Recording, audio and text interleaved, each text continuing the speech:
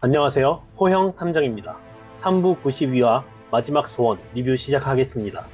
흰눈썹의 제사가 확정되었으나 이령은 아카가 이를 번복하여 흰눈썹 대신 아린을 제물로 쓸까봐 휘하의 신하들에게 아린의 거처를 경계하라 명합니다. 혹여나 아린이 아카에게 눈에 띄어 아린이 제물로 될까봐 염려한 것이겠죠. 그리고 실성한 징금이 나오는데 3부 90화에서 아린이 제물로 결정되자 아린의 친모인 것 마냥 슬퍼하다. 정말 실성해버린 것 같습니다. 낳은 정보다 키운 정이라는데 자신이 직접 아린을 낳은 건 아니지만 이령이 아린을 갓난아기의 형태로 만들어 현 시점까지 아린을 키워온 징금이라면 아린에게 모성애가 충분히 생겼을 테니 징금의 실성은 충분히 이해가 됩니다. 이령이 흰산의 요구가 파악이 안 된다고 합니다. 아린 때 흰산의 요구를 묵살하며 시간을 끈 게 원인인 것 같은데요. 왜 흰산의 요구를 알아들 수 없을까요? 제 생각엔 흰산이 아린을 직접적으로 인지했기 때문이지 않을까라고 생각됩니다. 현재 흰산은 이령의 죽음을 요구하며 화산 폭발의 징조를 보이고 있습니다. 그런데 제 뇌피셜상의 새로운 하늘인 아린이 흰산의 이쪽만이 열 수 있는 문을 통과함으로써 흰산이 아린을 하늘로 정확히 인지했다고 생각합니다. 흰산이 죽여야 할 대상이었던 이령과 같은 혼을 지닌 아린이 아카의 조건을 갖고 등장한 거죠. 아카의 조건을 간단히 설명하자면 아카는 인간의 혼, 흰산의 쪽으로 만들어졌다고 생각되는데 이는 반인반수인 아카를 보면 어느 정도 납득되실 거라 생각됩니다. 자세한 내용은 마지막에 다루겠습니다. 이런 아린이 등장함으로써 흰산은 더욱더 혼란에 빠져든 게 아닐까 생각됩니다. 이령을 죽여야만 아카에게 흰산의 힘을 전해줄 수 있는데 갑자기 이령과 혼이 같은 아린이 아카의 조건을 달성해서 나타났고 흰산이 인지해버렸으니까요.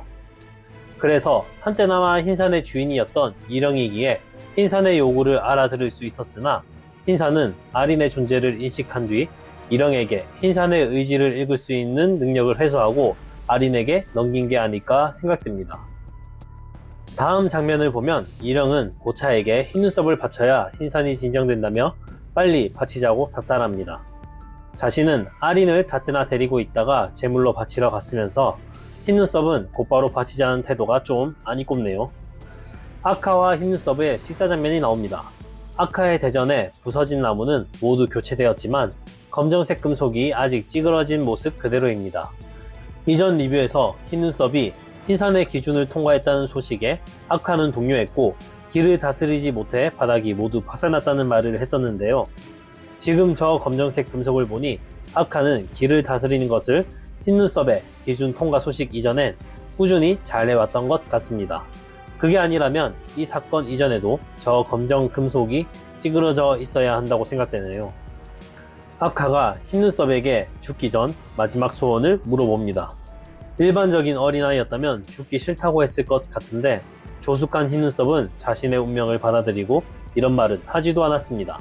아마 자신이 살고 싶다 말하면 아카가 아린을 다시 제물로 쓸 거라 생각해서 살고 싶다는 말을 못한 것 같습니다.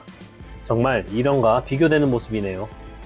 흰눈썹의 마지막 소원은 아린과 함께 노는 것입니다. 많이 안타깝네요. 이령은 자신의 강함과 아린을 저울질했을 때 약 51대 49 정도로 아린의 죽음을 선택한 것으로 보였습니다. 하지만 흰눈썹은 주저없이 자신의 죽음을 선택한 것이 아린에 대한 애정도가 이령과는 비교가 되지 않네요. 아카는 흰눈썹의 소원인 아린과 놀기를 실행하기 위해 이령과 고차에게 제사를 미루는 것을 명령합니다. 이령은 아카에게 항명을 하다 흰눈썹의 사자후에 날아가죠. 거기에 이령은 아카의 기에 눌려 존댓말로 대답하며 추후엔 다시 토를 달지 못하게 되었습니다. 사실 그동안 이령이 아카의 뜻에 반하는 의견을 낸 것부터가 기적이라고 생각됩니다.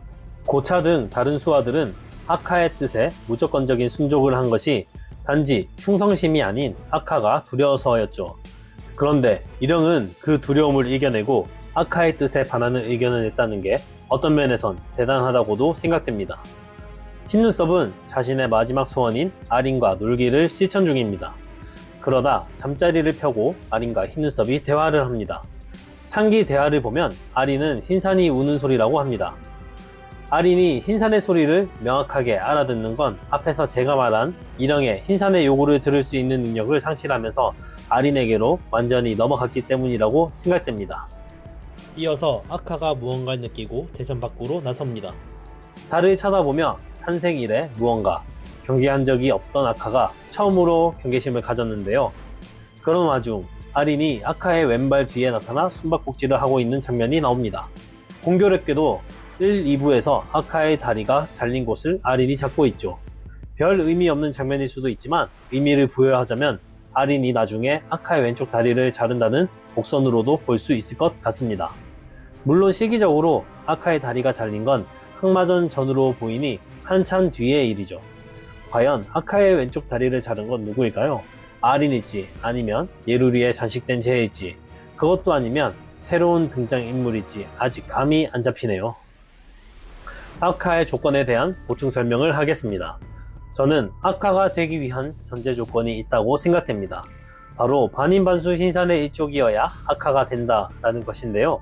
우선 완달의 자식인 흥계와 모란 또한 반인반수입니다. 그런데 흥계와 모란은 흰산의 일족과는 관련이 없는 검은 머리의 반인반수이죠. 그래서 이들이 아카가 되지 못했다고 생각합니다. 만약 흥계와 모란 또한 흰색 머리의 흰산의 일족이었다면 하늘의 조건인 인간의 혼 플러스 흰산의 일족이 충족되어 하늘이 되었을 거라고 생각됩니다. 흰산의 주인이 인간의 혼을 달면 흰산의 영역 밖에서 자유로워지는데요. 즉 흰산의 주인은 인간의 혼과 함께하면 완전해진다라고 생각됩니다. 그래서 인간의 혼과 흰산의 일족이라는 전제 조건이 완성된 반인반수 흰산의 일족인 아카가 하늘이 된 것이라 생각됩니다. 그런데 아린은 반인반수가 아니지만 인간으로 만든 두누마기 씨와 융합된 일영의 힘으로 인해 인간의 혼이 깃든 흰산의 일족으로 태어났습니다. 상기 이미지에 기역, 니은, 디귿을 조합하면 인간의 혼과 흰산의 기운이 비슷하기 때문에 기역의 작용이 이루어져 그 힘이 융합되고 증폭되는 것으로 보입니다. 즉 인간의 혼과 흰산의 힘이 융합되어 증폭되었다는 거죠. 일영은 아린을 만들기 전에 인간으로 두누마기를 만들어 인간의 혼과 흰산의 힘이 융합되어 몇 배나 증폭된 흰산의 힘을 흡수했습니다.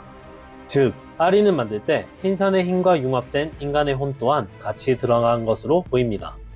결국 아린은 인공적으로 만들어진 아카라고 봐도 될 것 같습니다. 즉 섭리를 거스른 하늘이 태어난 것이죠. 아카는 억가를 당했기에 흰산에게 하늘로서 인정을 받지 못하는 상황으로 보입니다. 억가의 원인은 1. 완달의 차단막, 흰산의 주인 교체기에 흰산과 차단되었던 아카. 2. 완달 이후 흰산의 주인이었었던 일영, 흰산의 주인이 둘일 순 없습니다. 3. 부정승계를 받은 일영의 생존, 부정승계자는 죽어야 하지만 살아있습니다. 상기 세 가지의 오류가 흰산이 아카를 하늘로 인식하지 못하는 원흉이라고 생각됩니다. 이런 와중에 인공적으로 만들어진 하늘인 아린이 떡하니 흰산의 일족만이 열 수 있는 문을 통과해버리니 흰산은 억겁의 기다림 끝에 만난 하늘이 아카가 아닌 아린이라고 착각한 거라 생각됩니다. 모든 일이 꼬인 원인은 결국 하늘을 제대로 알아보지 못한 완달의 대처와 살기 위해 발악한 일영 때문인 거죠. 이상 호영탐정의 뇌피셜 리뷰였습니다. 여러분들의 의견 댓글로 남겨주시면 좋겠습니다. 영상이 재밌었다면 구독, 좋아요 부탁드립니다. 감사합니다.